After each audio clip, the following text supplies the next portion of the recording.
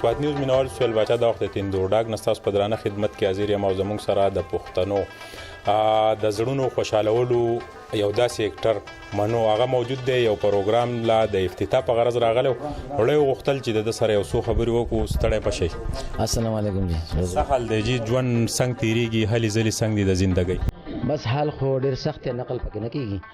او هلې ځلې خو دا دي چې زه د یو سالګرې نه واپس رالم، خو اعتزاز او دا ټول ملګري راته وایي چې خامخا به نن راشي. زموږ نوی پروګرام زه دغه کړی دی او د هغې اوپننګ هم دی. او بل چې زموږ دا د پچنګرام خلک، نوډا خلک، امانیار خلک، دا طرف خلک د دې نه مستفید شي. انشاءالله زه به داسې یو شپه به دوی مقرر کړي، زه به هغه شپه راځم انشاءالله په مختلف ګیټ اپ کې به راځم او دوی سره به دا ریلیکسین ټیبلټس خلکو ته ورکوم. د دې سایډ افیکټ نه، د دې دا پر سړي ښه راځي که نه جي. د دې څه پیس میس هم نه، پیس میس هم نه علم. کله د مینګورې نه دې ځای پورې سفر کوو نو د ان ایچ ای د هایوې چې ورته ویلی کېږي په دې تاسو سفر وکړو، هلته تاسو روټۍ مو وخوړه، په پروګرام کې انوایټ وای. نو دلته چې رالی صحت یې اوس څنګه دی؟ لکه څه محسوس کوئ؟ نو خدای شته سا خو مې نازل نه راغلی، خو د دې نه مخکې ما ویلي وو هغه نونو زمونږ هغه فضل الرحمن نونو ناظم تحصیل ناظم و، نو هغه دړې مړې ورانولې. نو هغه یو کس راته ویل د دړې مړې ورانې کړې دا به څه قصه کېږي.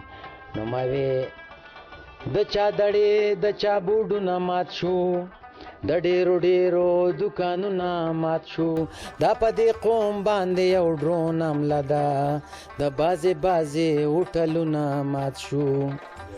ما په دړه باندې تاوان کړی و، هغه زمانه کومیټۍ ماته کړه، ما په محنت سحر ماښام کړی و، هغه زمانه کومیټۍ ماته کړه، د چا پیالې هم چې نکونه مات شو، د چا دړې د چا بوډونه مات شو. سړی په جړا کېده. هلکه ما دا سړی خو اوس په اډ اټیک ورته وشي، نن سبا د اډ اټیک ډېر اسان دی. پخوا به چې اډ اټیک ورته وشي نو بلا وهلی دی که نه، اوس بلا پکې نشته، خو جوټق دین او برسات مې جمعه وی راسه سړی خرابېږي. خو بل څه وایه ما یې ګړز ورکه دړوله، ګړز ورکه دړوله، دا بوډونه ټول هټاو او پیچی پیچی جاو خانه، پیچی پیچی جاو، پیچی پیچی جاو خانه، پیچی پیچی جاو. ما یې بس کرورا بس کتا پې ډېره مزدوري وکړه، اوس بشي د خیره دا روډونه ټول کولاو.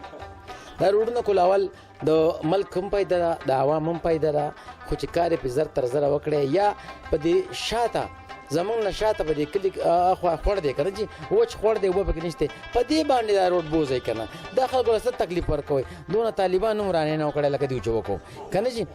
خو بهرحال یو کس راته وی دا روډ به څونه پلانوي، ما د پلانوالي پته راته نشته، خو چې به بریکوټ په چوک کې ولاړې تا ته سوراب خان چوک ښکاري. نو زه چې راتلم خدای شته یوې کډې نه تنبېږه، د بل نه کډې تنبېږه که نه، خو په ډېرو په عذابونو ستاسو خواله به رالم.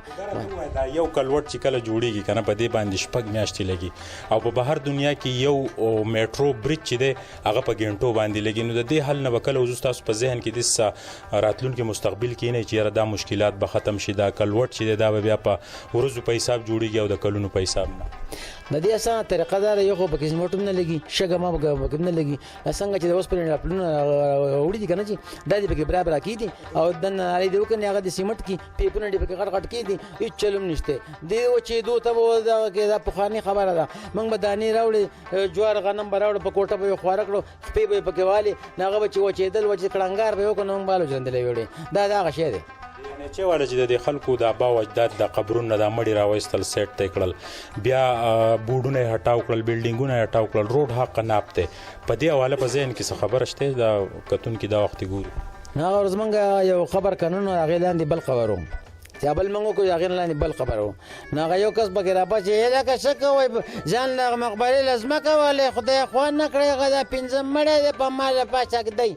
نو یو خو د خبرداره چې حکومت له پکار دي، انتظامیې له پکار دي چې د خلکو له ځمکې والي یا د خلکو له لکې ځمکې ورکړي چې مقبره جدا چې د سړک په غاړه مقبره څه کوي رونه. او دا ورته پخوا والي صاحب ویلي چې د دې روډ نه به دونه پټ اخوئ، د دې نه واخوئ که نه. او موږ راغلي یو په تواړه یو د روډ منځ ته راننوتې، لکه دوکان خو ستا په کرایه دی، تواړه هغه ځای راغلي، نو روډ یو تنګ کړی دا به خامخا یې پیره کېده. کله چې مخې له دا خلک راشي نو کوشش دا کوي چې د سره دوه خبرې وکړو، مونږ وخندئ. ستاسو په ژوند کې په خپله څونه خوشحالیانې دي څه محسوس کوئ؟ زندګي څنګه دی؟ وایي که د زړه حال مې درته ووایي خندا به پرېږدې په ژړا به شې مینه. بله څوک چې کم خندول کوي، خندول دونه ګران کار دی چې خلک خوشحالول دونه ګران کار دی، خلک نه خوشحالېږي. خو خفګان خفه کول ډېر اسان کار دی. یو چاته کنځل ورته وکړه، پوچه خوله ورته خوځوه یا په کمر وله سر وله، روغ وره مټ شر دی که نه جي. او خندول دا ګوره ډېر ګران کار دی. خو زما دا کوشش جي، زما دا کوشش چې د انسان په مخ باندې لږ خندا راشي. نن سبا د ټینشن دور دی چې هغه ټینشن لږ ریلیز شي، لږ سات لا. زما دا یو دغه دی، او بغیر لالچ او بغیر څه پیسو نه، بغیر څه دغه نه، د دې خلکو زه خوښ یم. دا زما خوښ دي د لوی وړو. اکثر زه په بازار کې روان یم، هغه دغه دی، هغه دغه دی، نو زه هغه دغه یم جي. لکه صحیح نوم نشته دغه هغه دغه یم. ښه ډېر کسان پکې په دې بینکونو کې لیدلی یم، نو وایي دا منیجر صاحب دی. لکه څوک څه وایي، څوک څه وایي، څوک راته فاسبین پوډري وایي، څوک راته څه وایي، که نازولی څوک وایي، څوک قسمه قسم. زما 25,000 نومونه دي. نو زه یم خیر دی به چې دا خلک خوشحاله چې اخیرنی میسج د نعلمه د سوات دا کمولس چې دی دا وختي دوی کوششونه کوي چې یاره مونږ بدلون راولو، مختلف ګوندونه کامیابی، بیا په موږ باندې یو بده زلزله ترهګري راله په موږ باندې، او زمونږ ډېر د مشکلاتو سره مخ شو.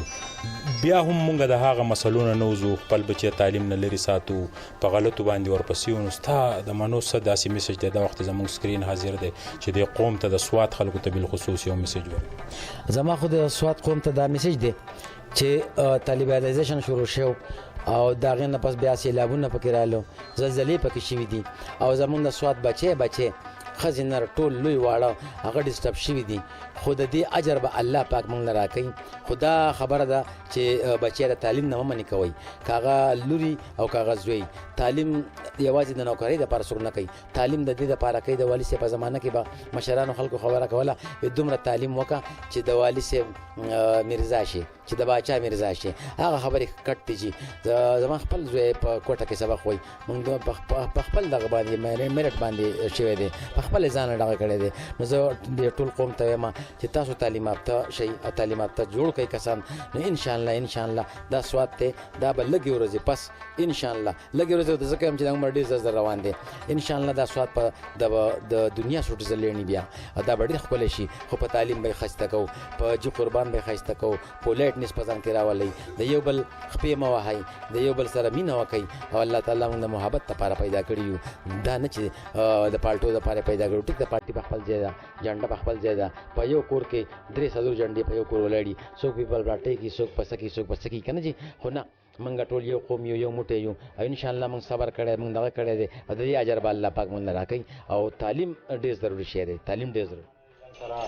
نه د پښتنو د کامیډي هغه سټار منو چې د په خپل 15 نمونه دي صحیح نومي ماته ونوي، او د هم دا میسج چې په خپل بچو ضرور تعلیم وکړي او په خپل چاپیرشل کې مینی محبتونه خواره کوي. د کیمرامین نظر حسین سره سهیل باچا، تیندوډاک.